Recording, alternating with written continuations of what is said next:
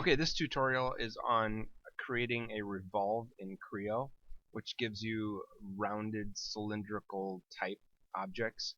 And so we're going to set our working directory first. We're going to go over here to computer. We're going to click on your H drive, go to the Creo folder you created, and we went ahead and created a revolves folder. Right click it and set working directory. Now we're going to go new.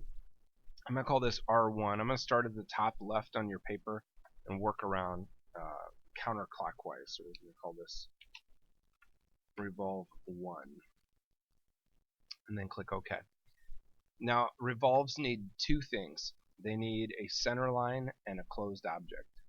And so if you do that correctly, it'll work out. Now when you look at your paper, there's an object and then there's a center line on the left side of the object. Go ahead and keep the center line on all the samples on the left side, and then make sure you close the object as well.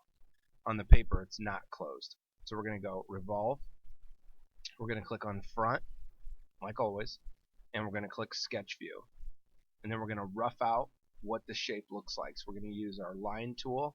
We're going to go like this and just kind of rough out roughly what the shape is going to look like. Now the only difference between the shape on the screen and the shape on the paper is the fact that we're going to use this fourth line to close the object. That's a must. So middle click it, and you can see it's shaded in or it's closed, and we're going to update these numbers. We're going to make let's go ahead and do the height here first. Let's make this 259.81. Okay, and then let's just pretend we didn't have some of these numbers. Now you see there's an angle here, but it's not identified on your paper. We don't know what the angle is right now. So what we're going to do is we're just going to add dimensions. And to add a dimension, we're just going to go to dimension tool, click on the line, and then middle click outside. Middle click is the scroll wheel. Then update this to 75. Go to the bottom, and again we're just going to assume there's no number here. So we're going to go to the dimension tool and click and middle click, and it adds the number, and it's 225.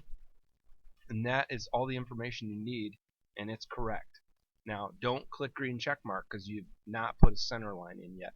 It looks like there's a center line here, but that's just a plane on the screen. It's not a center line. So we have to literally manually place a center line. So come up here to the top, center line, and we're going to put it on the left side and make it vertical. So you can see it's going to turn and place it right there.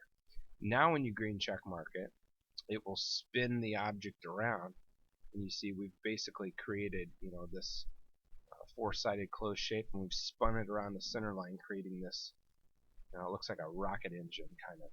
So once you've accepted it, you have a three-dimensional solid model. I do want for these drawings, these six, them to be revolved full 360 degrees around, so I recognize them more easily. And then go File, Save, and it should save where you set your working directory as what you called it, R1, and click OK. And that's it. So you can go File, Close, and then you can go New and start your next one.